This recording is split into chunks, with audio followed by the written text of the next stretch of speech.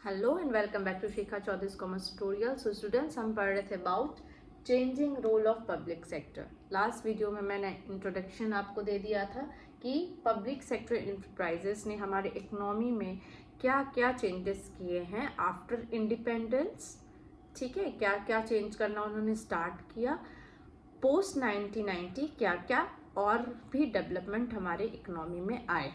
आज हम first part पढ़ेंगे अबाउट व्हाट डेवलपमेंट जो कि पब्लिक सेक्टर द्वारा लाया गया था हमारे इकोनॉमी में, जिससे हमारी इकोनॉमी यहाँ से यहाँ पहुंची. Development of infrastructure. मैंने लास्ट वीडियो में आपको बताया था कि जो इंफ्रास्ट्रक्चर का डेवलपमेंट होना था या जो हुआ है उसकी जिम्मेदारी किसने उठाई थी? हमारी सरकार ने, गवर्नमेंट ने उठाई थी.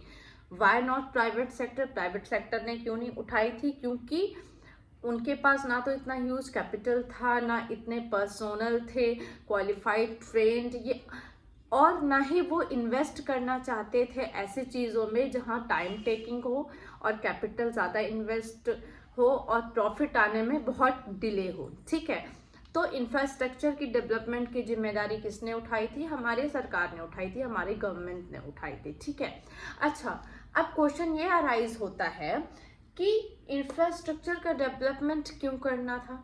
सबसे पहला रीज़न है तो ये है क्योंकि प्री इंडिपेंडेंस कोई डेवलपमेंट इंफ्रास्ट्रक्चर में था ही नहीं.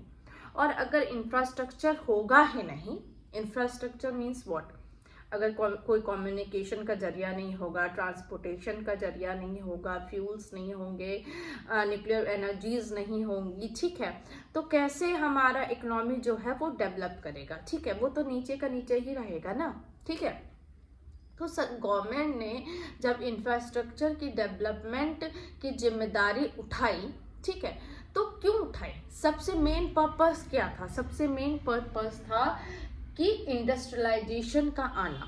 ठीक है, हमारा लिबरलाइजेशन, प्राइवेटाइजेशन एंड ग्लोबलाइजेशन तो पोस्ट 1990 आया. उससे पहले क्या था? हमारा इंडस्ट्रियलाइजेशन लाना. ठीक है, अब इंडस्ट्रियलाइजेशन क्या होता है? Means what? Setup of industry in the economy. ठीक है, मीन्स व्हाट कि पहले क्या होता था? एग्रीकल्चर बेस्ड सब कुछ होता था. ठीक है, सारा जितना भी होता था एग्रीकल्चर बेस्ड होता था, सब मैनुअली होता था. और इंडस्ट्री सेटअप होने के बाद क्या होगा? एग्रीकल्चर से क्या होगा? इकोनॉमी में क्या हो जाएंगे? इंडस्ट्री बन जाएंगे. मीन्स व्हाट कि जितना भी मैनुअल चीज़ें होती थी वो अब मैनुअल वर्क रिप्लेस किससे हो जाएगा? मशीन से रिप्लेस हो जाएगा. मीन्स व्हाट कि जैसे एक किसी भी एक फॉर एग्जाम्पल ले लीजिए आप, शुगर केन से शुगर बनाने में अगर पहले 10 आदमी लगते थे, 15 आदमी लगते थे, तो अब मशीन से अगर वही वर्क होगा तो सिर्फ एक आदमी मशीन पे वर्क करेगा और वो ईजिली हो जाएगा. इससे क्या होता है? टाइम की भी बचत होगी, पैसे की भी बचत होगी, प्रोडक्शन भी अच्छे से होगा, वेल रिफाइंड शुगर मिलेगा. ठीक है, जब मैनुअल वर्क होता था तो जब भी शुगर केन से शुगर पहले भी तो बनता होगा, ऐसा तो नहीं है कि जब इंडस्ट्री सेटअप हुई होगी तभी हमें चीनी खाने को मिलती थी. नहीं ना, पहले भी होता था पर मैनुअली होता होगा.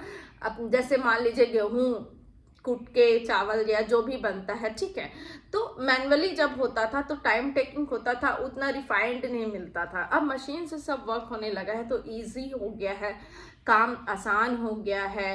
वर्कर्स उतना मीन्स जितना मैनुअल वर्क करते थे उतना उनको भी आराम हो गया है. ठीक है, तो इंडस्ट्रियलाइजेशन का जो हमारा मेन पर्पस था डेवलपमेंट ऑफ इंफ्रास्ट्रक्चर का, वो था इंडस्ट्रियलाइजेशन. क्योंकि जब तक इंडस्ट्रीज नहीं पुट होगी हमारा इकोनॉमी ग्रो नहीं कर सकता है. ठीक है, उसके बाद आया कि क्यों, आखिर क्यों सिर्फ सरकार, क्यों नहीं अदर्स मीन्स प्राइवेट सेक्टर? तो ये तो मैंने आपको पहले ही बता दिया है कि क्यों. क्योंकि कैपिटल इतना ह्यूज कौन इन्वेस्ट कर सकता था? हमारी गवर्नमेंट इन्वेस्ट कर सकती थी. दूसरा कारण ये भी था कि जितने भी ट्रेंड पर्सन्स चाहिए थे, ट्रेनी चाहिए थे पर्सोनल, वो प्राइवेट सेक्टर के पास नहीं था. थर्ड रीज़न ये भी है कि प्राइवेट सेक्टर इन्वेस्ट नहीं करना चाहता था। कहाँ नहीं करना चाहता था? इंफ्रास्ट्रक्चर में उनको सब कुछ परोसा चाहिए कि हमें मिल जाए, फिर उसके आगे हम उसमें अपना वर्क करेंगे, बट हम इंफ्रास्ट्रक्चर डेवलपमेंट में अपना हाथ नहीं देंगे क्योंकि वो टाइम टेकिंग है, ऑल्सो पैसे बहुत लगेंगे। ठीक है, तो जब डेवलपमेंट ऑफ इंफ्रास्ट्रक्चर की जिम्मेदारी किसने उठाई थी? हमारी गवर्नमेंट ने उठाई थी। अब बात करते हैं कि आखिर ऐसे कौन कौन से एरियाज थे जिसमें गवर्नमेंट ने इन्वेस्टमेंट करना पहले निर्धारित किया और एक प्लान बनाया कि इस जगह पे हमें इन्वेस्टमेंट इंडस्ट्रियलाइजेशन पर्पस से करने चाहिए, जिससे हमारा जो ग्रोथ है वो ज़्यादा अच्छा होगा। मैंने आपको पहले भी बताया था वो एक प्लान बनाते थे, क्या हमें इस एरिया में इतने सालों में इतना वर्क करना है। ठीक है, तो सबसे पहले वो आए स्टील प्लांट्स, मींस कि ऐसे एरियाज जहाँ पे प्राइवेट सेक्टर बिल्कुल हाथ नहीं लगाती थी। क्यों नहीं हाथ लगाती थी? कि वहाँ पे ह्यूज कैपिटल लगता, बहुत मेहनत लगती और बहुत टाइम टेकिंग लगता, पर्सोनल एक्सपर्टीज लगते। ठीक है, तो इसकी वजह से प्राइवेट सेक्टर एकदम पीछे थे कि हम इस एरिया में तो भाई हाथ नहीं लगाएंगे। तो किसका जिम्मा था? वो सरकार का, क्योंकि सरकार को तो एनी हाउ अपनी जो इकोनॉमी है उसको डेवलप करनी ही थी ना। ठीक है, तो ऐसे कौन कौन से ऐसे एरियाज थे जहाँ प्राइवेट सेक्टर बिल्कुल हाथ नहीं लगाता था? Steel plants, power generation plants, electricity नहीं होगी तो क्या कुछ होगा? नहीं होगा। सिविल एविएशन बहुत ज़रूरी है। रेलवेज, विदाउट ट्रांसपोर्टेशन रेलवे जो है बहुत इजी फॉर्म है हमारा ट्रांसपोर्ट का। ठीक है, petroleum, straight trading and coal, ये सारे ऐसे एरियाज थे जिसका डेवलपमेंट करना बहुत ही नेसेसरी था और प्राइवेट सेक्टर उसमें हाथ अपना नहीं देती थी। उसके बाद ऐसे एरियाज आए जिसमें गवर्नमेंट ने लीड रोल लिया, जहाँ पे प्राइवेट सेक्टर कर तो रही थी, यानी हाँ कर रही थी, बट इतना इंटरेस्ट लेके नहीं कर रही थी क्योंकि अल्टीमेटली रीजन यही था कि उसमें उनको कोई फायदा नजर नहीं आ रहा था। ठीक है, कौन कौन से? फार्मिंग से रिलेटेड एरिया बोल सकते हो, fertilizers, pharmacy, petrochemicals, news print and medium and heavy engineering, ये सब ऐसे एरियाज थे जिसमें प्राइवेट सेक्टर काम तो कर रही थी, बट लीड रोल किसने लिया? गवर्नमेंट ने लिया, क्योंकि उन्हें कोई डेवलपमेंट नहीं दिख रहा था। उसके बाद उन्होंने क्या किया?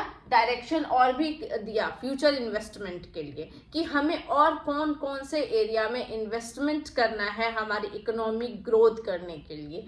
ठीक है, तो क्या क्या हो गया? होटल प्रोजेक्ट मैनेजमेंट, आगे होटल, ऑब्वियसली जब तक इनका डेवलपमेंट नहीं होगा, ये नहीं होगा, तब तक ये सब कैसे होगा?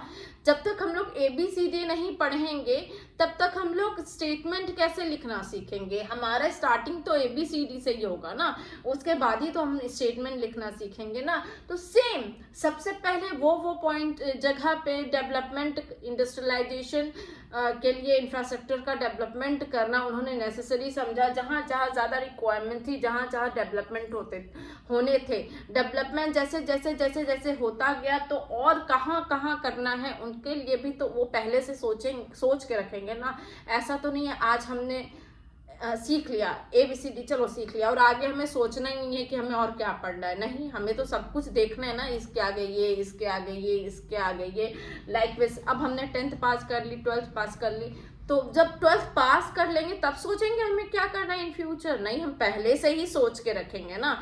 सेम वेज पहले से ही उन्हें क्या फ्यूचर में इन्वेस्टमेंट और कहाँ कहाँ करना था, ये वो उन्होंने सोच के रखा था। कहाँ कहाँ करना था? Hotels, project management, consultancy, textiles, automobiles, इन सब एरियाज में वो डायरेक्शन दे रहे थे कि ये डेवलपमेंट होने के बाद ये हमारा लीड एरिया है जहाँ पे हमें ग्रोथ करना है, ताकि हमारा इकोनॉमी रुके नहीं, किसी भी वजह से बढ़ता जाए बढ़ता जाए बढ़ता जाए। और आज आप देख रहे हैं कि हमारे इकोनॉमी में कितनी ग्रोथ है।